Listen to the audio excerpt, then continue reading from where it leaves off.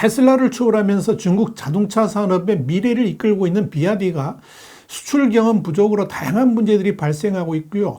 동시에 수요 예측 실패로 세계 곳곳에서 재고가 넘쳐나는 어려움까지 겪고 있는 것으로 확인됐습니다.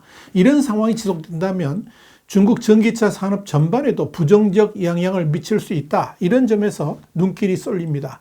글로벌 시장에서 날개 없는 추락을 거듭하고 있는 중국 전기차 시장에 대해서 Y타임스가 추적해 봤습니다. 지금 시작합니다.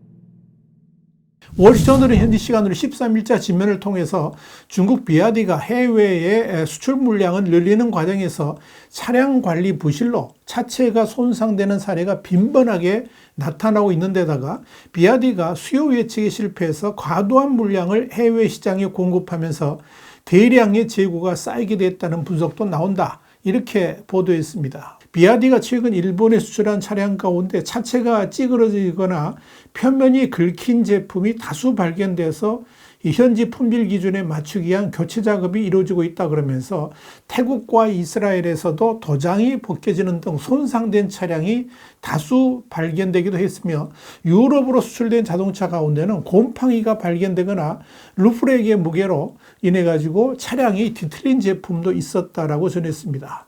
사실 곰팡이는 습한 날씨에 차량을 장기간 보관할 때 흔히 발생할 수 있지만 문제는 곰팡이가 생겼을 때 적절하게 처리했어야 되는데 여기에 대한 노하우 부족으로 전혀 손을 대지 못해서 문제를 키웠다 하는 이야기입니다. 월전들은 이에 대해서 비아디가 장거리 물류 이동에 대한 경험이 부족하다는 점이 드러났다 그러면서 이는 마치 괜찮은 식당에 갔는데 접시가 깨진 것을 발견하는 것과 같다. 이렇게 지적을 했습니다.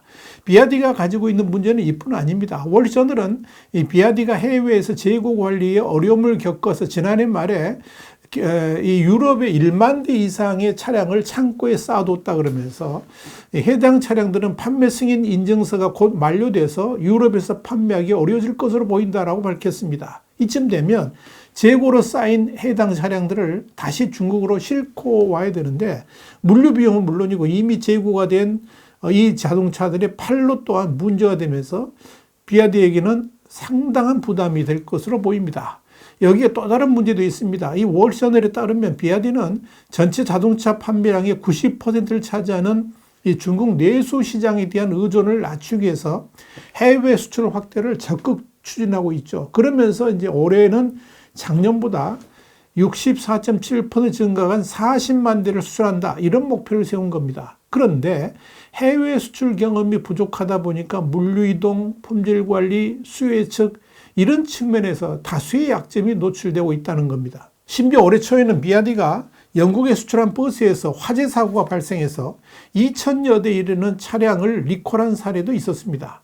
당국은 차량의 난방, 환기 및 냉방 시스템에 문제가 있어서 방치할 경우에 화재가 발생할 수 있다고 밝혔습니다. 엎친 데 덮친 격으로 악재들이 쏟아지고 있는 셈입니다. 지난해 기록적인 판매 기록을 달성한 비아디는 테슬라를 세계 최대 전기차 제조업체 자리에서 물러나게 만드는가 하면 지난해 말 시가총액 기준으로 테슬라, 토요타에 이어서 세계 3위 자동차 제조사 자리에 등극한 바 있습니다. 이런 성장세가 당연히 지속될 것으로 판단한 비아디는 내수의 수출 전환이라는 목표 달성을 위해서 과감하게 유럽 시장 공략에도 나선 겁니다. 이런 목표 달성을 위해서 비아디는 대형 선박까지 발주하는 강수를 뒀지만 모든 계획들이 틀어지면서 궁지에 몰리고 있다는 겁니다. 그런데 문제는 이 비아디의 이런 유럽 시장 수출 전략에 대해서 많은 전기차 전문가들은 과도한 욕심이라 그러면서 우려를 표명했지만 비아디는 이런 비관적 전망에도 불구하고 과감한 시장 확대 전략을 폈다는 겁니다.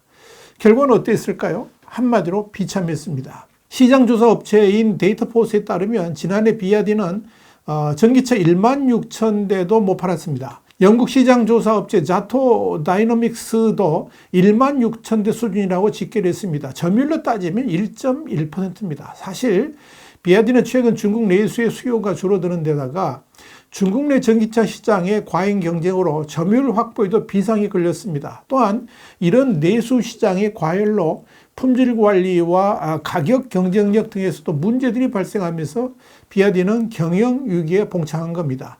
비아디가 수출 시장을 적극적으로 개척하려 했던 것도 따지고 보면 이 국내 시장에서의 어려움을 수출을 통해서 해소해 보려는 의도도 있었던 겁니다. 그러나 글로벌 시장에서 조차도 이 성장 둔화 현상이 벌어지면서 비아디가 날개 없는 추락을 하고 있다, 이렇게 보시면 됩니다. 특히 비아디가 충격을 받은 것은 유럽 시장에 진출하면서 이 가격 경쟁력이라는 최대의 강점을 내세웠습니다만은 이 전략이 전혀 먹히지 않았다는 점입니다. 이후에 중국 전기차에 대한 관세도 비아디의 앞길을 가로막았습니다. 실제로 비아디는 중국에서 최저가 모델인 아토3 유안 플러스를 11만 9,800위안 2,189만 원에 판매하고 있습니다. 그런데 독일 시장에서의 아토3는 4만 1천 달러 한 5,389만 원에 판매됩니다. 무려 2배에 달하는 금액 차이입니다. 이와 관련해서 업계에서는 유럽 일부 국가가 전기차 보조금을 폐지하고 있는 상황에서 비아디가 뒤늦게 진출했다라고 지적을 했습니다. 그로 인해서 비아디의 최대 강점인 전기차 가격 경쟁력을 전혀 발휘하지 못했다는 겁니다. 그래서 비아디는 가격 경쟁력을 회복하려고 해상 운송도 직접 하려고 했던 겁니다. 니케이에 따르면 비아디는 지난 1월 첫 번째 로로노로프 화물선을 중국에서 출항했습니다. 비아디는 앞으로 7,000대 이상 수용할 수 있는 선박 8척을 단독으로 확보한다는 방침까지 세우고 있습니다. 그런데 이런 비아디의 전략이 성공할 수 있을지는 미지수입니다. 이미 말씀드린 바 있습니다만 비아디가 직접 해상 운송에 나섰지만 운송 과정에서 차량을 관리하는 노하우가 부족해서 오히려 심각한 불량품만 양산하고 있다는 지적도 나옵니다.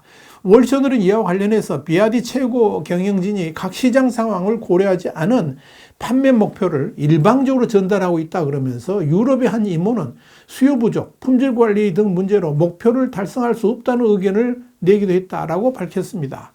더불어 비아디의 가격 인하 전략도 성공할 수 있을지 의문입니다. 현지 생산이 아니고 중국에서 수입을 해오다 보니까 아무리 중국 내에서 제종가가 낮았다고 해도 유럽 시장에서의 판매가를 현지 제품보다 더 낮게 하기도 쉽지 않을 뿐더러 비아디가 가격을 낮추면 유럽 현지의 전기차도 덩달아 가격 인하에 나서기 때문에 단순하게 가격 경쟁력만으로 승부하려 해서는 백전백패가 될 가능성이 많다 하는 이야기입니다.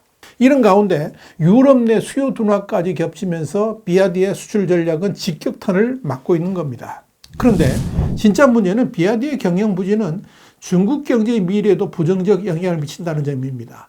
중국 정부는 전기차 등의 신에너지차 산업을 성장 동력으로 삼아서 중국 경제 부진을 털어내려고 하고 있습니다. 이를 위해서 지난 2월에는 중앙과 지방정부와 또 중앙은행이 모두 참여하는 범국가적 대책까지 마련했습니다. 그중 중요한 대목이 바로 해외에 신에너지차 관련 R&D 센터를 설립하고 외국의 연구기관, 산업클러스터와의 전략적 협력 관계를 수립하는 등 해외 진출을 뒷받침하기로 한 것입니다.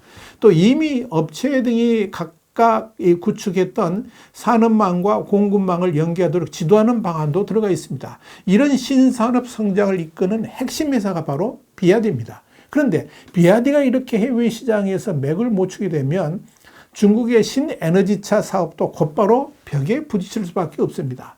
이런 상황에서 당장 지난해 유럽연합이 중국산 전기차를 겨냥한 반보조금 조사에 나서고 또 지나 러먼도 미국 상무장관이 최근 안보 문제를 이유로 중국 전기차에 대한 규제 가능성을 시사하는 등 이 서방의 견제도 거세지고 있다는 점도 관전 포인트입니다. 이런 조치들이 예정대로 시행된다면 신에너지차 수출을 통해서 부동산 경기 회복 등 이런 경제 위기를 만회해보려는 중국 당국의 원대한 계획도 수포로 되돌아갈 가능성이 높습니다. 그렇다면 중국 경제의 미래를 향한 중요한 한 축인 신에너지차 사업이 힘을 잃게 될 겁니다. 중국 경제는 이렇게 산 넘어 산입니다. 뭔가 한 줄기 햇빛이 보이는 듯 했는데 그 빛이 언제 어느 순간에 다시 사라질지 모르는 상황이 되어버린 겁니다. 이를 바라보는 중국 당국도 참 답답하지 않을까 이렇게 판단됩니다. 와이타임 정세 분석이었습니다. 감사합니다.